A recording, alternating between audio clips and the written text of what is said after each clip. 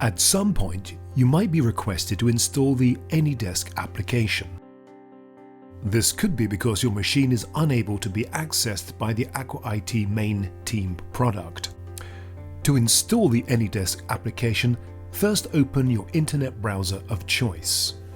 Type www.aquait.co.uk into your browser and hit the Enter key. Scroll right down the web page and choose by clicking Backup Support option from the Quick Links section. Left-click and the application file will download. Once the application file has downloaded, choose Open File. Once the Anydesk application is opened, tell your Aqua IT engineer your unique 9-digit number. Your machine is now ready to be accessed by your Aqua IT support engineer.